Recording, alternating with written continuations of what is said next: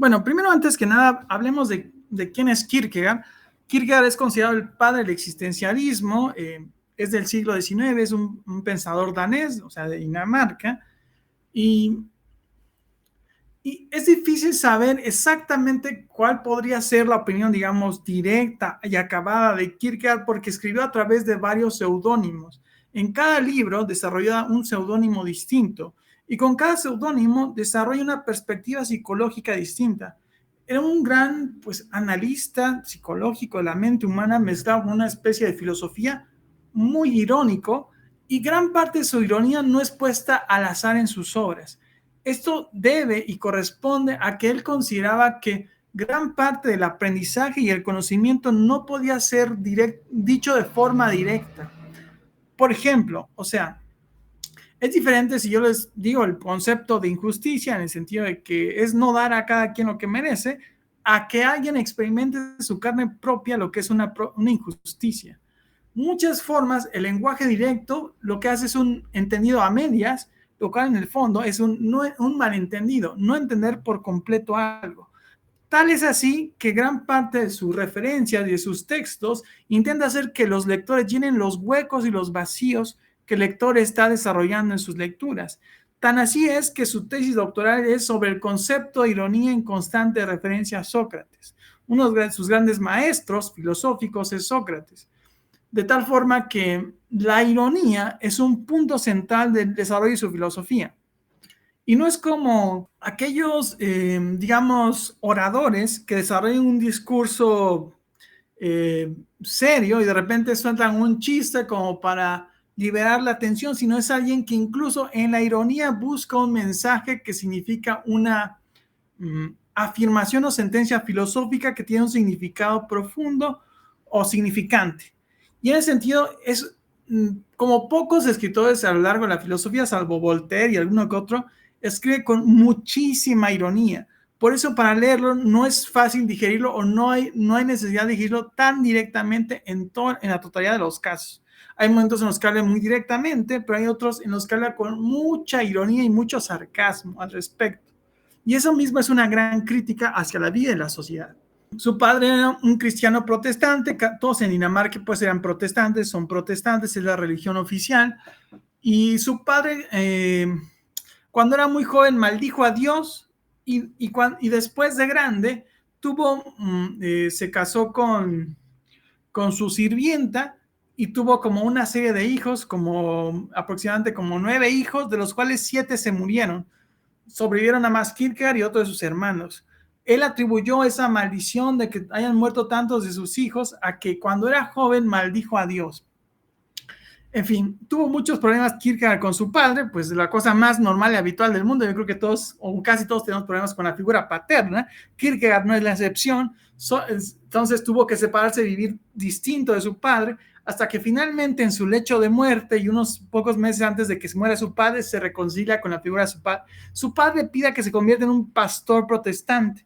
Kierkegaard pues le dice que sí, pero nunca en realidad realiza esa tarea. Kierkegaard decían que tenía una expresión corporal jorobado y que era muy sarcástico, muy irónico. En la mayoría de los casos se movía a través en cafés y en teatros, hacia presencia, pero creía mucho en la apreciación indirecta del conocimiento. Sócrates es alguien que a través de un mensaje indirecto hace que cada quien conciba las ideas que debe aprender. Es decir, no es lo mismo que si yo les digo directamente lo que es pues una lección o la vida, a cuando ustedes por su propia experiencia o concibiéndolo ustedes mismos entienden lo que podría ser pues un concepto, una idea o la vida. Entonces, Kierkegaard sacrifica el lenguaje directo por intentar hacer un lenguaje real y auténtico. Generalmente en muchos de sus textos empieza: raro lector mío que llegas a este lugar, ¿no? A esta faena, a este puerto, porque alguien que intenta en términos directos y sino hacer más difícil su lenguaje para que cada quien conciba en sí mismo una filosofía, pues es algo muy raro. Eso no vende, eso no es de ganancia. Parte de eso explica que no haya sido nada popular en el siglo XIX, sino que haya sido rescatado gran parte por los filósofos del siglo XX, como Heidegger o Sartre, en el caso del habla hispana, Unamuno fue uno de los primeros que pudo rescatar la filosofía de Kierkegaard, lo cual es muy valioso en muchos términos. Y si ustedes leen a Heidegger o a Sartre, van a ver que tiene una influencia brutal sobre el existencialismo. Por eso Kierkegaard es considerado pues como el padre del existencialismo. Y en fin, dentro de otras cosas que son pues significantes en la vida de Kierkegaard, es que él tuvo un gran amor de su vida que se llamaba Regine Olsen. Regine Olsen era su prometida, pero momentos antes de concretar su matrimonio, canceló pues la boda y la promesa y todo. Y no se sabe exactamente la razón. Hay algunos que especulan que en el momento de la boda tenían pues a lo mejor problemas sexuales y que en realidad tuvo un miedo pues de impotencia, en fin. Hay otros que en realidad ponen otra serie de cosas. Uno de los seudónimos de Kierkegaard manifiesta con respecto al matrimonio es que el matrimonio acaba con el amor. Entonces, de ahí podría alguien sacar una interpretación como si el matrimonio acaba con el amor, la única forma de perpetuar un amor idealizado es no concretando el matrimonio. Es decir, al no consumar su unión con Regine Olsen, lo hace eterno, porque entonces todo el tiempo es una idealidad y no una realidad concreta, porque tendemos a idealizar más las cosas que no están con nosotros que las cosas que son presentes. Para saber, ¿no?, cuál sea la verdadera razón.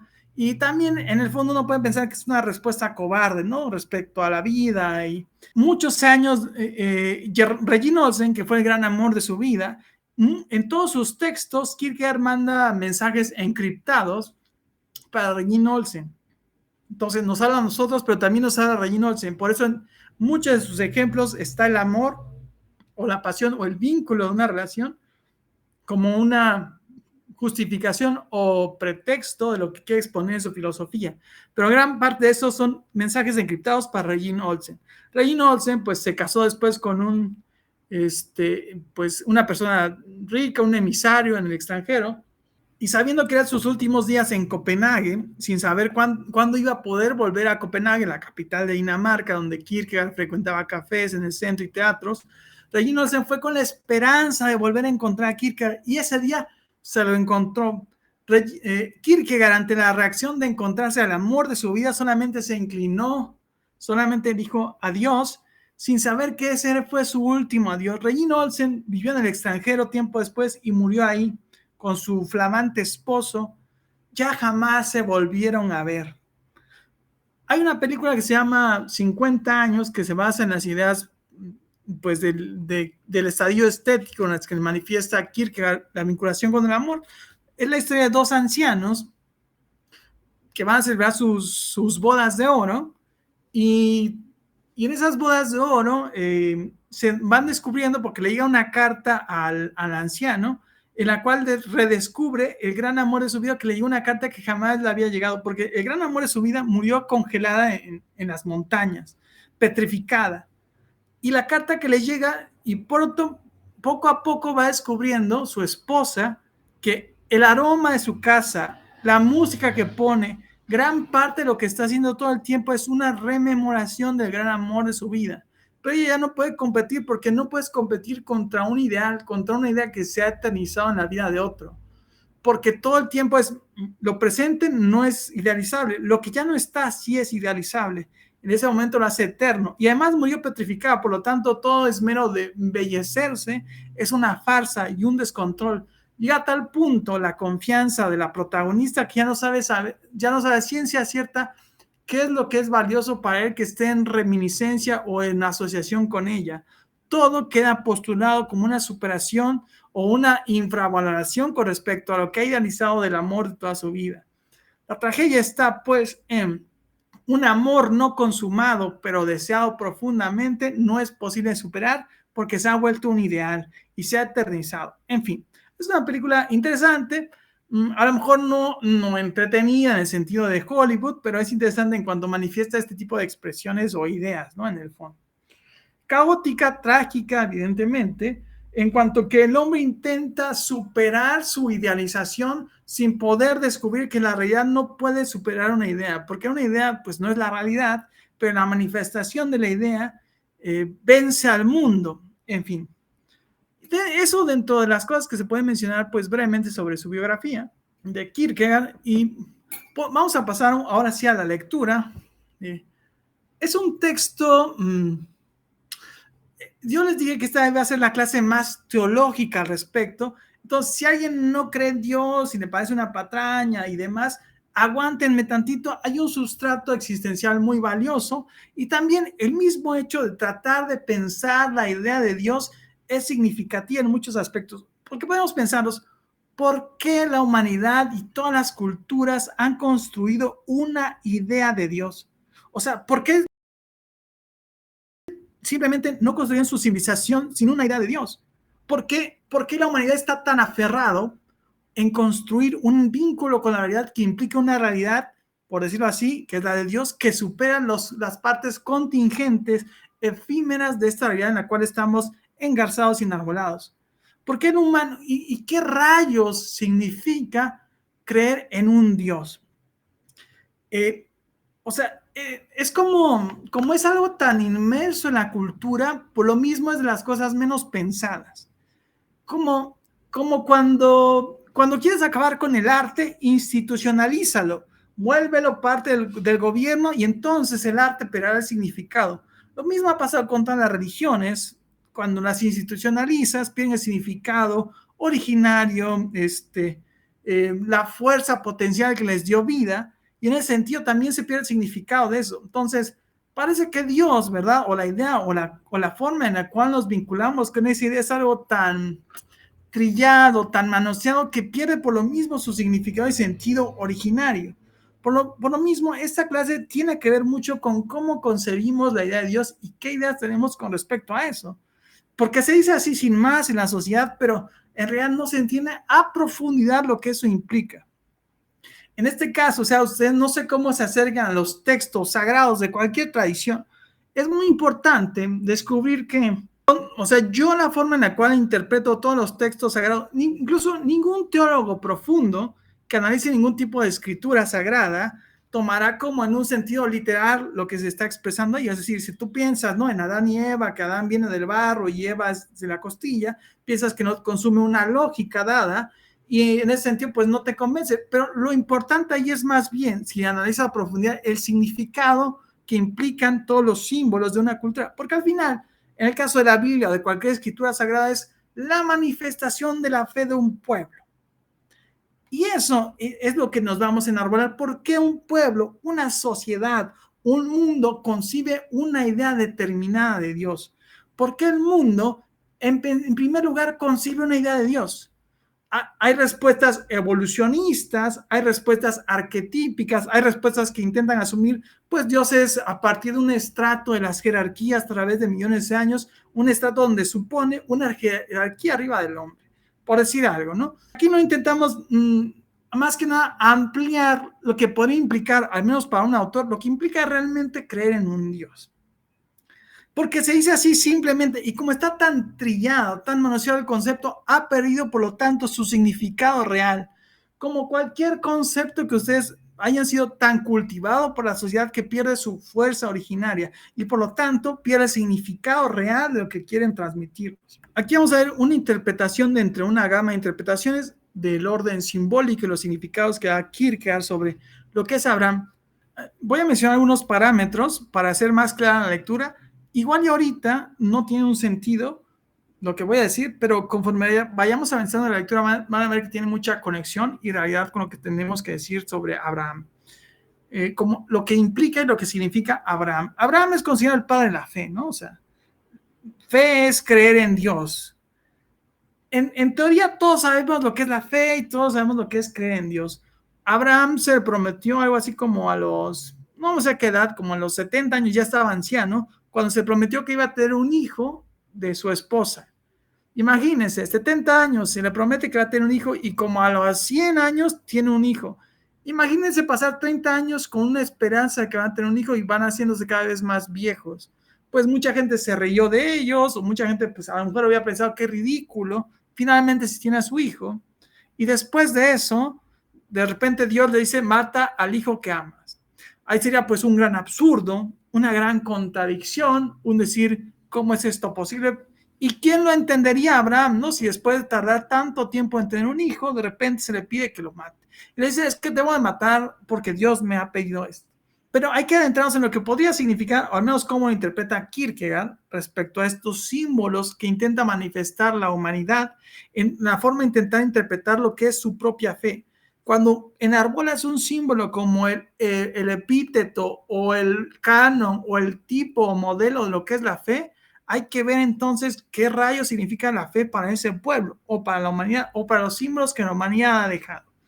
Entonces, vemos aquí en la parte que dice el elogio a Abraham, dice, si el hombre no tuviese conciencia eterna, si un poder salvaje y efervescente, productor de todo, lo grandioso y lo fútil, en el torbellino de las oscuras pasiones no fuese el fondo de todas las cosas, si bajo ellas se ocultase el vacío infinito que nada puede colmar, ¿qué sería la vida sino desesperación? Aquí hay dos puntos importantes. En realidad, para descifrar y entender como cabalmente a Kierkegaard, lo ideal sería leer como varias de sus obras de forma simultánea, pero la verdad es que pues no se presta y no es fácil. Pero en una de sus obras, que se llama Tratado de la Desesperación o la Enfermedad Mortal, habla de unos personajes que denominan los filisteos.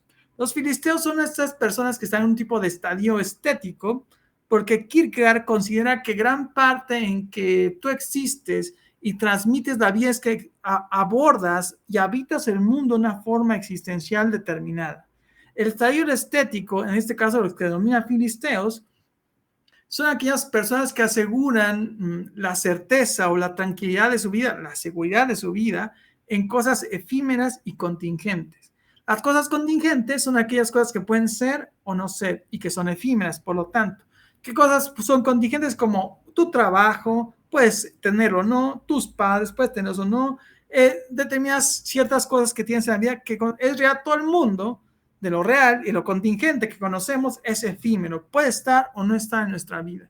Entonces dice que de repente la vida se apiada de estos filisteos, de ahí que vas a su vida en lo efímero y lo estético, y quita esas cosas que le daban seguridad sobre la vida. ¿Qué es lo que queda? Que la esencia del hombre es desesperación.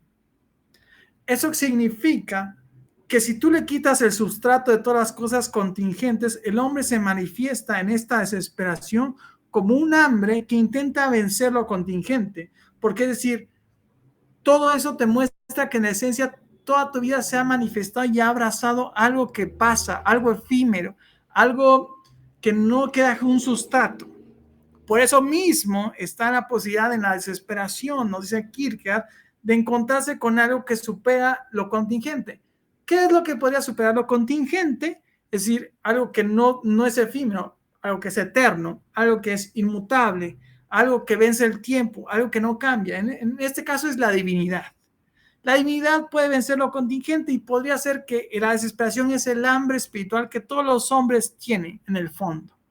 Esto jamás Kierkegaard lo dice de una forma directa, en ninguno de sus textos lo van a encontrar así, pero es lo que se infiere indirectamente, pues a lo que quiere llegar, ¿verdad?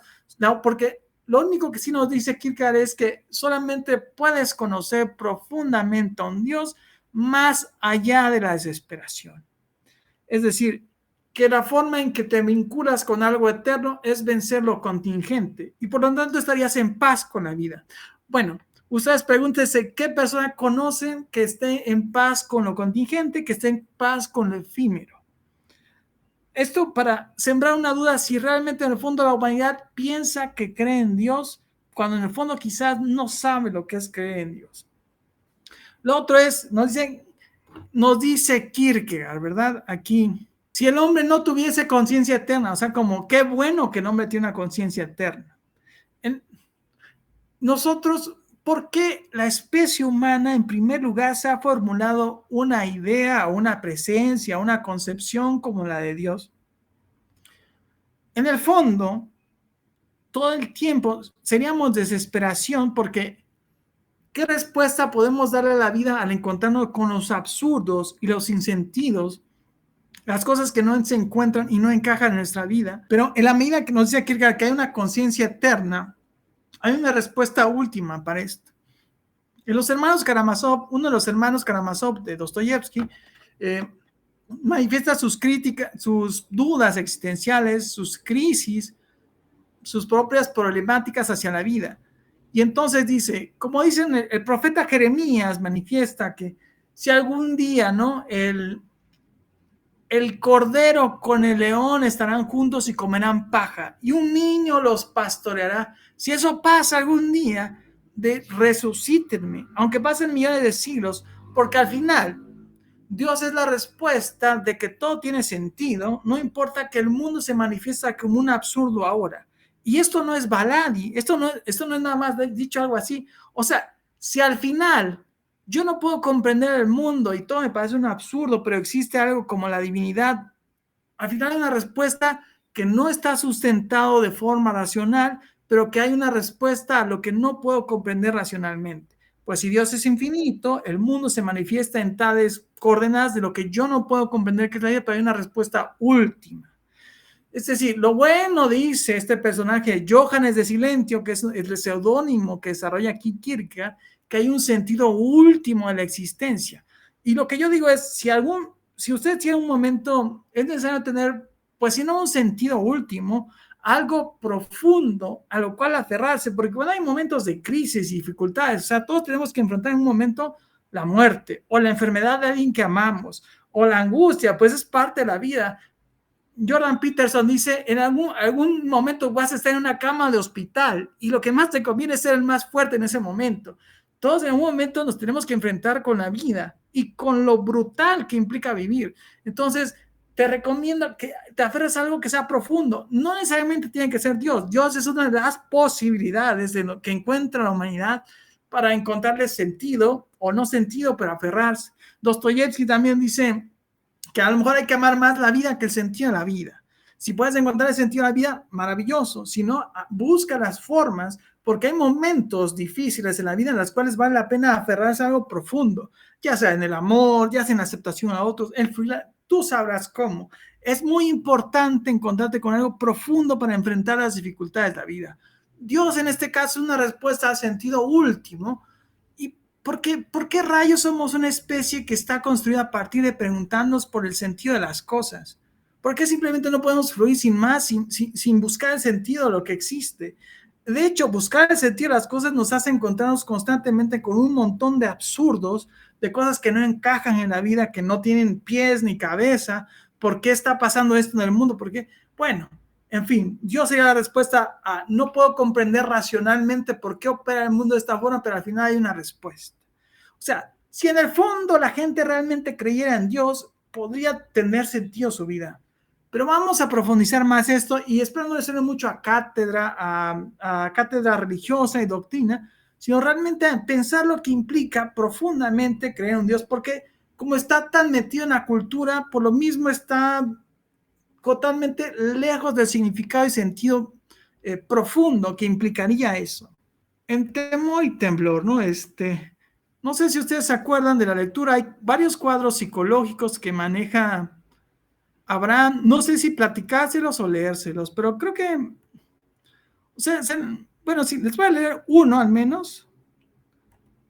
Kierkegaard es un gran ironista y es un gran psicólogo, entonces al principio manifiesta distintos cuadros psicológicos de cómo pudo resolver Abraham la cuestión.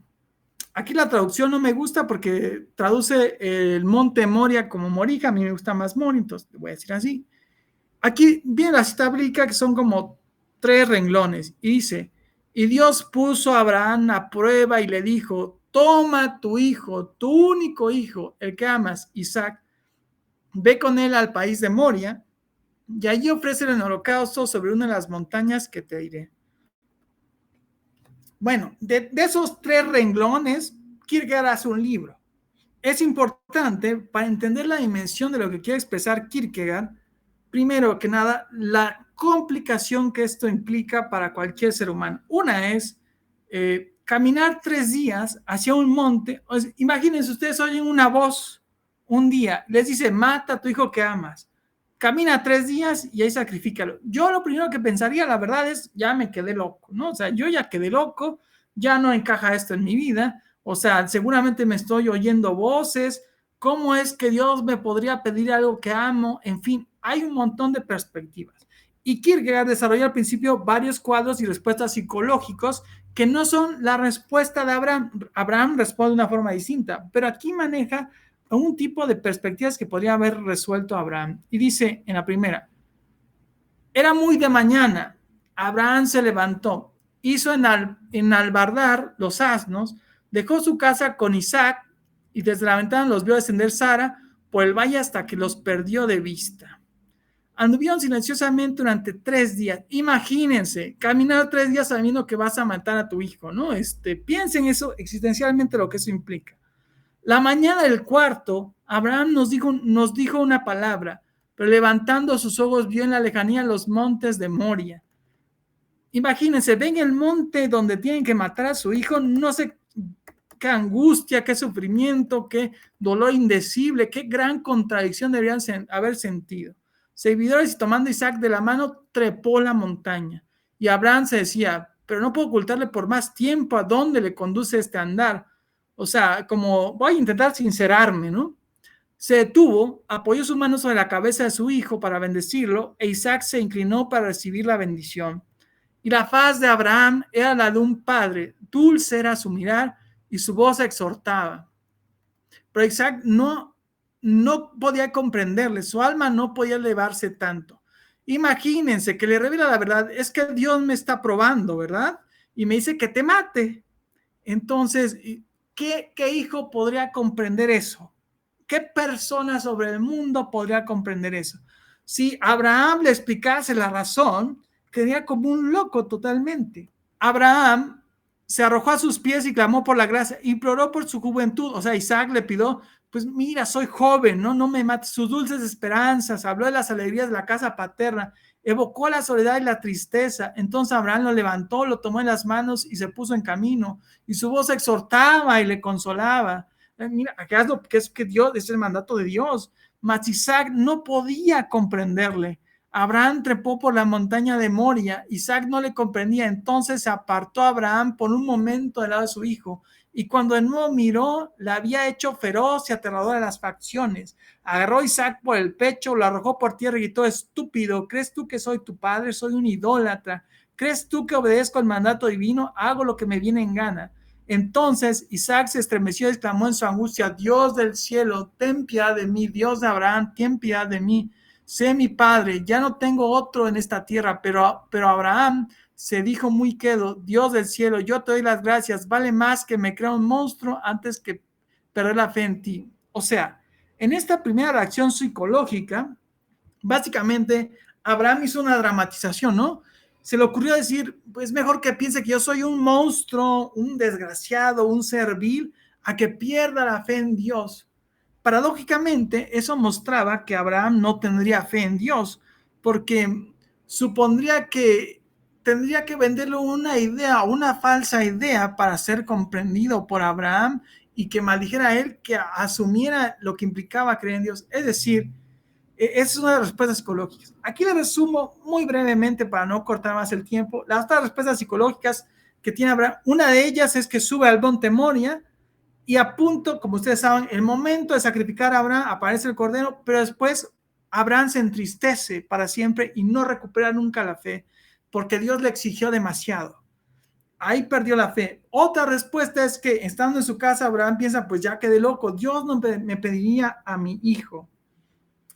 Bueno, hay una serie de respuestas psicológicas y todos podríamos comprender con cabalidad y con claridad por qué alguien puede tener una serie de respuestas de esa manera. Son una índole comprensible, racional, asimilada. Hasta aquí vamos claro con respecto a esto, porque aquí, a partir de esto, ya va a venir el meollo de la lectura. O sea, tenemos una diversidad de respuestas a eso, pero ninguna de estas es la respuesta de Abraham. Aquí les va el meollo, ¿no? Más adelante en el elogio de Abraham o el panegírico a Abraham. Y aquí va el meollo de la lectura. Dice, no, nada se perderá de aquello que fueron grandes. Cada vino a su modo y según la grandeza del objeto que amó. Porque fue grande por su persona quien se amó a sí mismo y quien amó a otro fue grande dándose, pero fue el más grande de todos quien amó a Dios. Aquí algo muy bello es que la grandeza del hombre, este personaje, Johann el Silencio, la mide en el objeto de su amor. O sea, si te amas a ti mismo, tu grandeza se mide en el amor que te tienes, si amas a otros, en el amor que entregas. Y bueno, el amor a Dios, ¿no? Está muy trillado, suena muy a parroquia, pero pues si Dios es lo más grande que hay, la grandeza más grande e infinita que debe haber, debe ser el amor a Dios. Esto es muy significativo.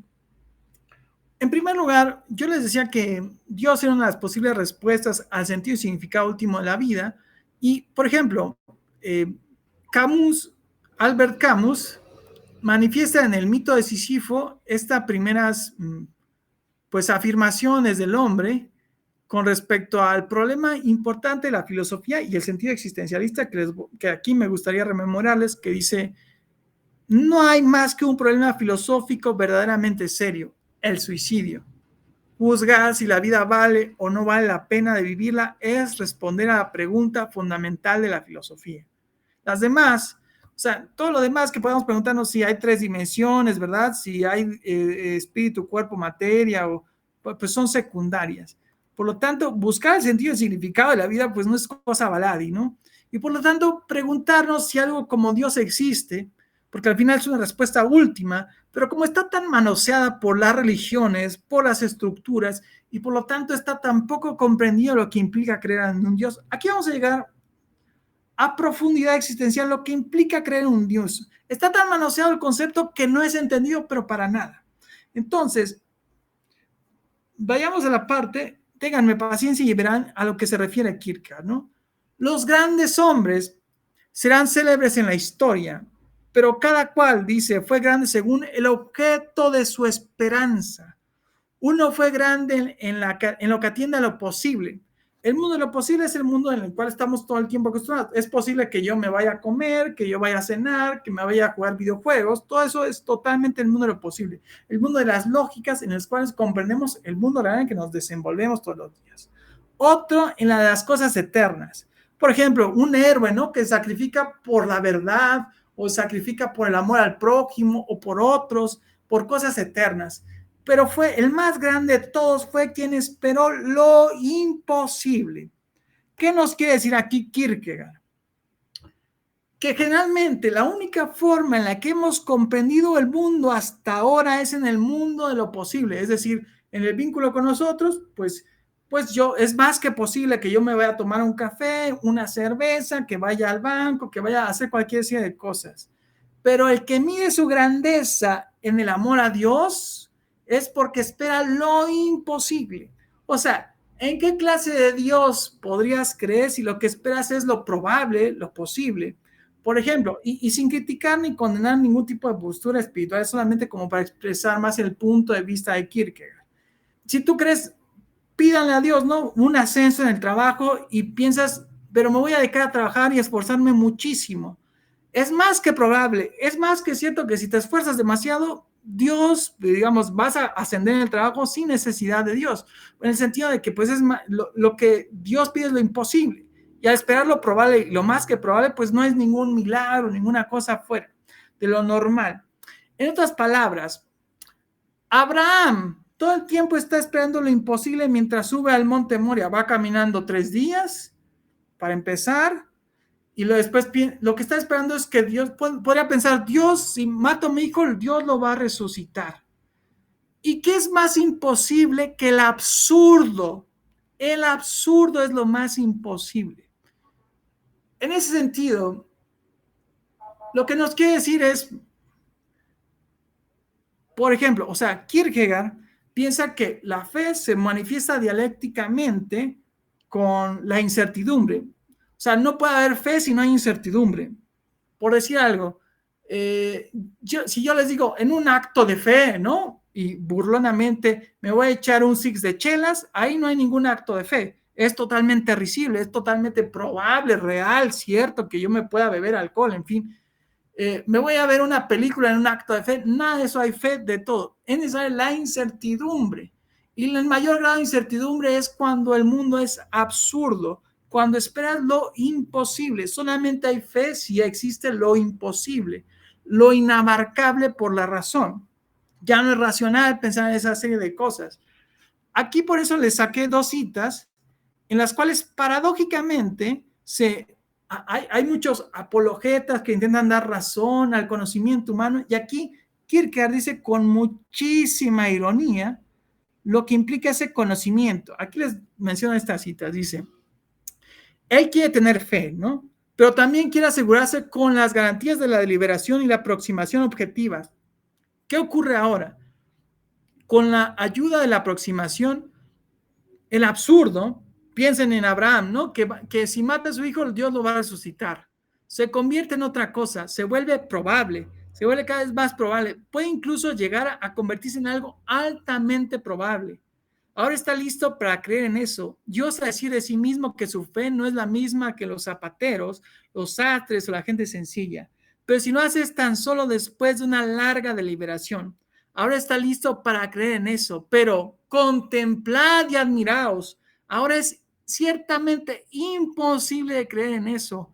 Lo casi probable, lo probable, lo altamente probable, eso es algo que puede conocer y puede incluso conocerlo muy bien, pero creerlo, eso es algo que no puede hacer, porque el objeto de la fe es precisamente el absurdo y solo en eso es posible creer. Dense cuenta aquí como paradójicamente, quien justifica su fe a través de la razón y el entendimiento, desmorona la fe porque la fe solamente existe por la incertidumbre objetiva. Cuando ya crees en algo que es altamente probable y razonable, no estás creyendo en la fe, estás creyendo en la razón. Estás supeditando tu fe o lo que sea que creas en algo que es más bien real y probable.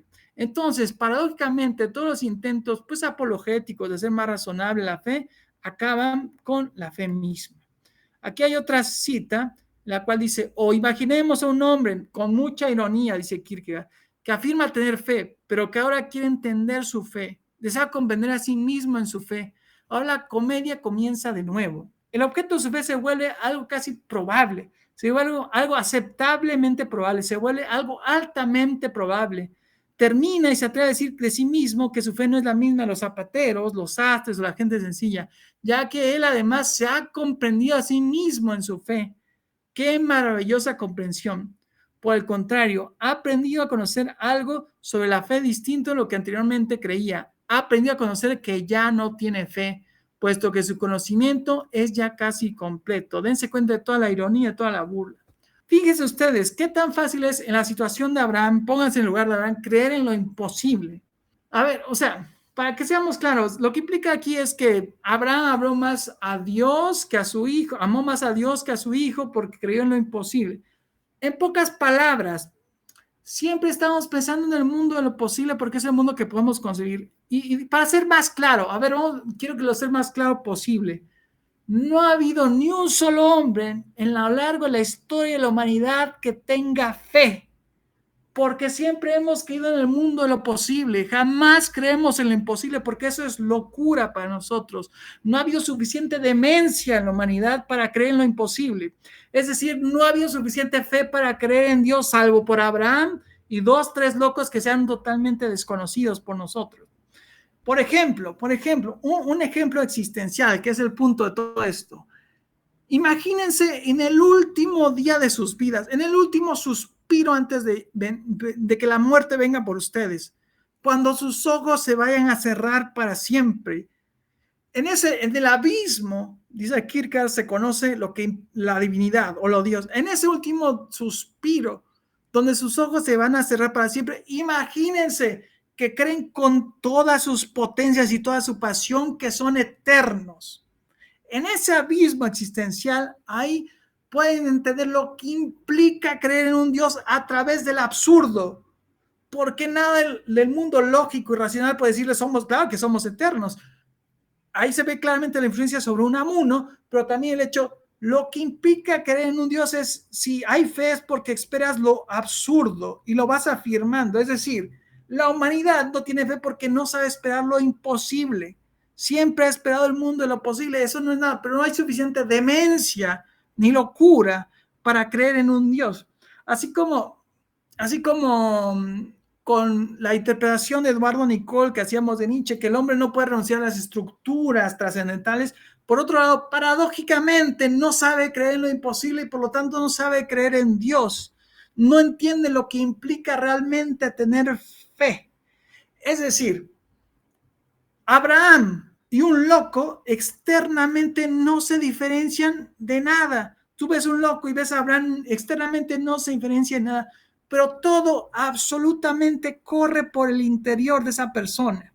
Imagínense si en vez de subir al monte, va 3 días caminando en el monte Moria y antes de subirlo aparece un becerro, por salvado por el azar de cumplir esa meta, pero ahí va absolutamente todo, porque en el momento más álgido y climático de su existencia, Abraham, el momento en que Abraham levanta el puño para sacrificar a su hijo, está diciendo, creo en Dios a través del absurdo, es decir, absolutamente todo va en ese hecho. Si no hubiera realizado eso, si hubiera aparecido un carnero, un borrego, lo que sea antes de subir al monte Moria, no hubiera sucedido, porque los momentos más álgidos de su vida, cuando ustedes suban a su propio monte Moria, van a definir quiénes son. Y mucho de lo que eres se transforma por lo que haces, porque tu nobleza no viene de vanas ceremonias, sino de tus obras. De tus obras viene toda tu grandeza. Y esas obras te van a transformar. Y todo va hacia adentro, hacia la interioridad. Y eso es imposible transmitirlo. Por eso Abraham cae en una especie de estado de silencio ontológico, porque lo que sea que diga a otros va a ser incomprendido. Es decir, va a ser visto como un loco por completo. Si Abraham le dice a su esposa, es que Dios me dijo que mate a mi hijo, va a decir, pues estás loco de remate. Qué absurdo. Pero aquí intenta mostrar la parábola que Dios está sobre la moral, sobre la fe, en la cual el individuo se pone uno totalmente tan íntimo ante algo infinito que solamente queda una absoluta entrega ante algo absoluto. Y en ese sentido ya no hay forma en que se pueda comprender el mundo para los hombres, está totalmente reducido. Y la verdad es, por lo tanto, pura pasión subjetiva, pura interioridad. Una de mis anécdotas, tuve una relación bien tóxica hace años, con la cual viví con una pareja muy, pues no agraciada la relación, ¿verdad? Y el momento en que decidí, ya no vuelvo aquí, tomé mis cosas con mucho miedo, pero el momento que di un paso afuera de ese lugar, sentí una gran libertad. En ese sentido, Kierkegaard intenta ponerte en los puntos más álgidos de tu propia existencia y decir, tú puedes elegirte a ti mismo.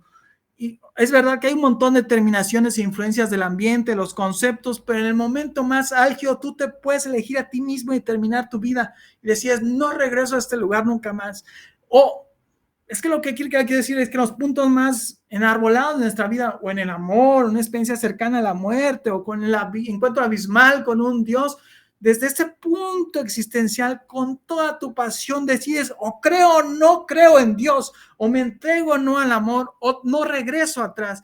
Es decir, con qué punto desde la cima te puedes elegir a ti mismo a pesar de lo que sea el mundo y seguir adelante, porque todo va adentro. Externamente, si vemos a Abraham, no se diferencia, no es difícil, digamos, han habido actos atroces en el mundo donde padres matan a sus hijos. Lo único que salvaría a Abraham es que Dios exista, y si no es un vil asesino, si no hay ninguna diferencia entre él y el resto de los hombres. El simbolismo, pues, que intenta decirnos Kierkegaard, es que no ha habido suficiente demencia ni fe en la humanidad para creer en un Dios, y sin embargo busca algo que lo supera.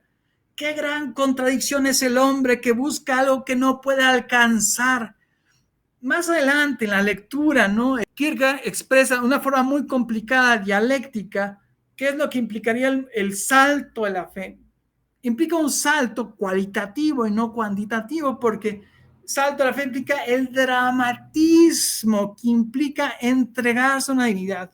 Previamente, al momento de crear absolutamente en lo imposible, que es creer en un Dios, porque si Dios existe, todo es posible. Todo es posible, incluso el imposible. Mata a mi hijo y lo resucita. Todo el tiempo Abraham va confirmando lo imposible. Entonces, diríamos que lo que implica creer en un Dios en ese momento es, a diferencia de otros mitos, o sea, está el mito de Agamenón, de Jefté, de Bruto, son personajes históricos o míticos que matan a sus hijos, pero Pero Bruto mata a su hijo por condiciones que traicionan la ley. Jefté porque hizo un convenio que al primer persona que se encontrara se iba a entregar en holocausto a Dios. Y Agamenón, para que las naves de Troya y ganaran la guerra de Troya, iba a matar a su hija Ifigenia.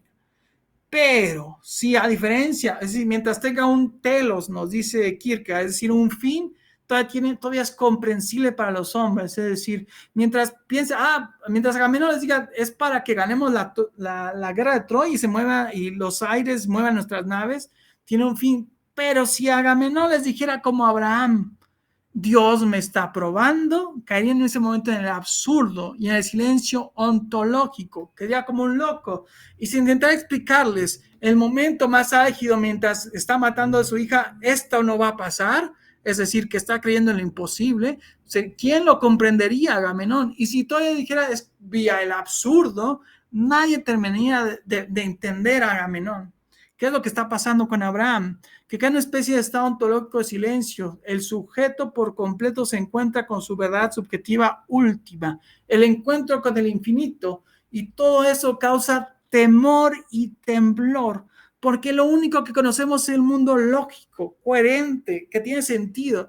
El momento de intentar desprenderte del mundo que tiene sentido te causa terror y pánico, y eso es lo que causa previamente entregarse a un Dios, es renunciar por completo al mundo, a la cordura y creer que todo es posible. Pero el hombre no ha sabido creer en lo imposible, por lo tanto no ha sabido creer en Dios en el fondo. ¿Quién podría tener la locura para creer en Dios salvo Abraham y 2, 3 locos en la humanidad? Kierkegaard nos dice que si un genio es uno entre 1.000.000, alguien que tiene fe es como de esos genios, 1 en 1.000.000, algo más raro. Por lo tanto, Kierkegaard no puede hablar, no nos habla de una religión de masas. O sea, eso de reunirse todos a creer y son conveniencias, son estatutos culturales y sociales, pero no es la realidad de alguien que dimensiona la demencia, la locura de creer en un Dios. En pocas palabras, la humanidad busca algo en lo cual no termina de creer y encuentra otra gran contradicción. En el fondo, todos somos más unamunianos de lo que creemos.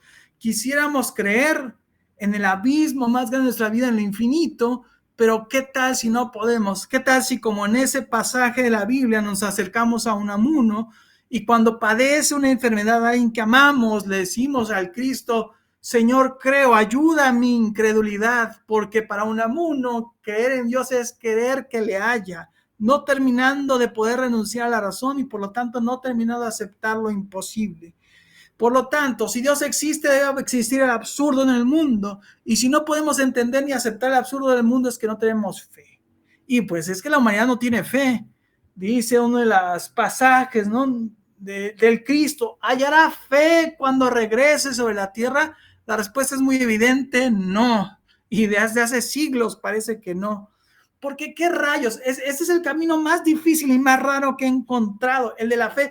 Ahorita se dice, todo el mundo tiene fe, todo el mundo cree en Dios, pero en realidad no tiene el fondo que implica eso. Por eso Kierkegaard se burla al principio de su lectura cuando dice, en su época, todo el país protestante le dice, pues ahorita llegamos más allá de la fe. Se burla porque la fe era algo que costaba toda una vida y era muy raro que alguien lo tuviera.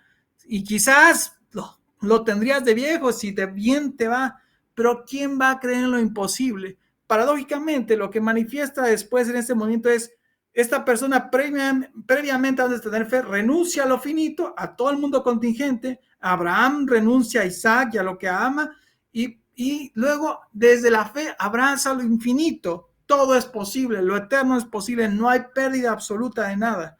Y en ese momento, cuando abraza lo imposible, recupera lo finito. Pues si todo es posible, en realidad no he perdido nada. Y Isaac no va a morir o va a resucitar, lo que sea. Es decir, ese movimiento es imposible.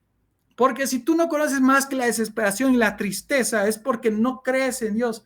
Es decir, el clásico argumento, ¿no? Alguien cree en Dios porque tiene desesperación y sufrimientos. No se cumple aquí, porque de hecho creer en Dios implica vencer la desesperación, abrazar lo imposible. Entonces la humanidad del fondo no entiende ni una idea del sustrato contradictorio de lo que está buscando y pidiendo. No puede más que sentir un gran temor y un gran temblor ante no saber entregarse al infinito, porque no hay fe. hemos creído más en la razón y en el sentido, hemos asegurado más nuestros miedos. Y si creíamos en el infinito, no tendríamos miedo a vivir. Pero ¿quién podría ser Abraham? Pues, ¿quién podría tener? Por eso el simbolismo de ser el padre de la fe no es una cosa dada a sí misma. Todos los otros cuadros psicológicos que dibujó Kierkegaard los podemos comprender fácilmente. Claro, todos hemos sido esas personas, pero entender la fe es algo difícil, por no decir imposible. O sea, tienes que tener un grado de locura, demencia, alejarte. Realmente estás en otra realidad como para poder aceptar el mundo en sus condiciones. Simplemente crees que las condiciones del mundo como se manifiestan no son la realidad, sino que la realidad está en otro lado, ¿no? Eso es lo difícil. Es un camino muy difícil porque en realidad los otros caminos que yo ofrecía anteriormente son más comprensibles. O sea, como por ejemplo, uno es afirmar tu vida a partir de la lucha y la contradicción, y es afirmar a partir de tu existencia y sobrevivir a partir de estar todo el tiempo en conflicto. Y hay quienes, pues, a lo menos Unamuno, estipulaba así su vida. El libro del té es aceptar la vida en todos sus sentidos y verte unido a la unidad de que es el cosmos, y en ese sentido fluir con la vida, cosa que no es fácil, pero me parece más fácil intentar aceptar el flujo de la vida que la fe. A mí se me hace mucho más difícil en el fondo, la verdad. Aceptar la vida en todos sus términos y fluir está bien. O el camino de la resignación. Me acuerdo que Jim Carrey menciona en un libro, una entrevista que le hicieron sobre la falsa realidad de la personalidad, una cosa así, que cuando estaba en Hawái hubo una falsa alarma de que iban a morir por un ataque de bombas nucleares o no sé qué, y les quedan como 10 minutos. A todos les llegó en sus celulares el mensaje. Fue una falsa alarma. Pero cuando crees que esa es tu realidad, que es inminente la muerte, le quedan 10 minutos, le habló uno de sus representantes, le dijo que si quería que se viera, le dijo, no quiero morirme en el camino, encontrarte en mi carro. Y unos minutos antes de que pues sucediera lo inevitable, en esa resignación absoluta, encontró una absoluta paz. Ya no tengo que hacer nada de mí ni de la vida, me resigno, me entrego a la vida y estoy en paz con ella. Es un camino... si es asequible para alguien, que lo busque, si alguien puede encontrar la paz. Y ahora, para mí, Nietzsche, pues a través del absurdo, afirmarte a ti mismo, en fin, hay una diversidad de concepciones y formas de afirmar tu vida. El camino de la fe, como lo muestra Kierkegaard, es muy difícil, por eso se burla, todo el mundo dice, hemos llegado más allá de la fe, o todo el mundo cree en Dios. O sea, realmente creer en Dios implica creer en lo imposible. Y si no, pues, o sea, si crees en alguien que te da lo probable o algo que puedes lograr por ti mismo, pues no crees pues, en qué clase de Dios crees, ¿no? En fin. O sea, la humanidad cree que cree en Dios sin saber lo que realmente implica creer en Dios, y en el fondo no cree en Dios, no tiene fe. Y por lo mismo se complementa con lo de Nietzsche. La humanidad no puede renunciar a una idea trascendental y no obstante busca algo en lo que no puede terminar de creer. Contradicción y más contradicción, efectivamente. Como que vimos de contradicciones y por ellas.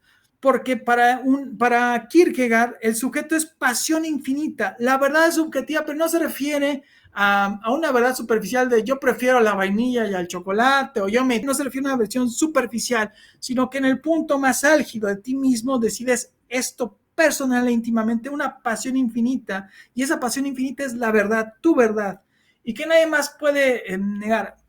Y es más, la forma objetiva de intentar expresar una verdad subjetiva es una forma de no comprender nada. En el caso que poníamos con Unamuno es cuando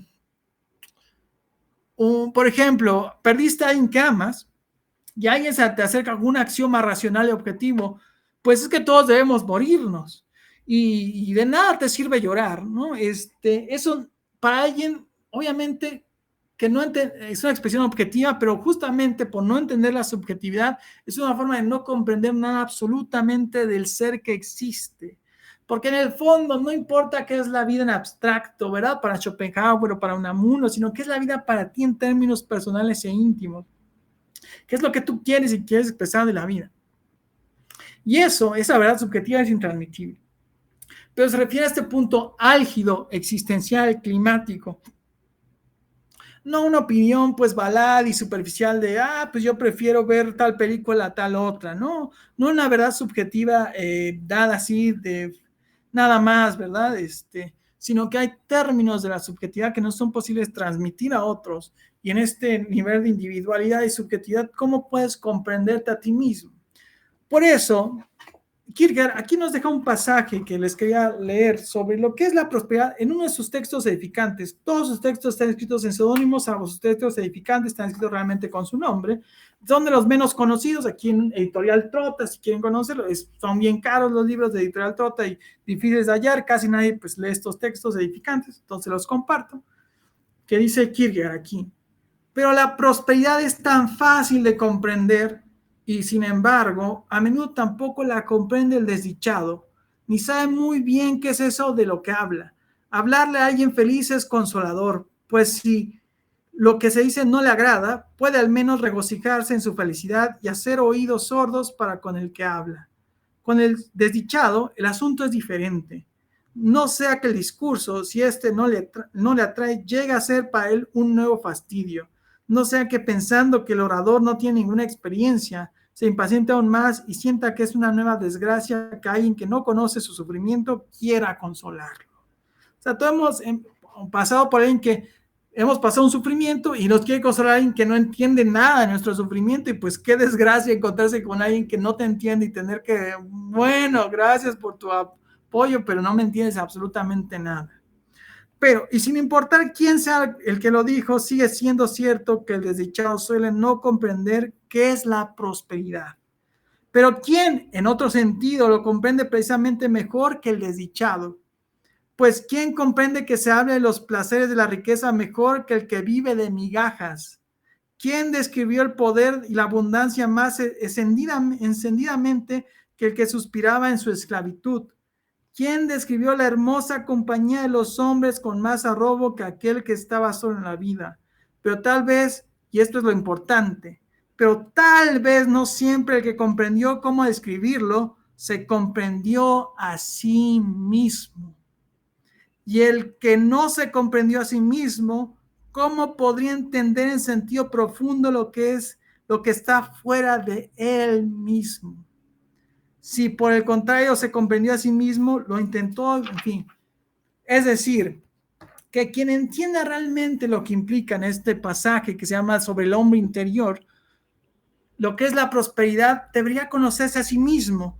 Pero es que en principio nosotros somos un gran desconocido, en parte porque hay gran parte de lo que somos que es inconsciente. Conocerte a ti mismo es buscar todas las respuestas. Kierkegaard dice, ¿no?, que Sócrates entendía profundamente que la verdad es interioridad en la medida en que entendía lo que decía el oráculo de Delfos: conócete a ti mismo. Es afirmar que la verdad implica conocerte a ti mismo y por lo tanto la verdad viene del interior. La verdad está dentro de ti mismo y la verdad desde la visión de los griegos es parte de la divinidad.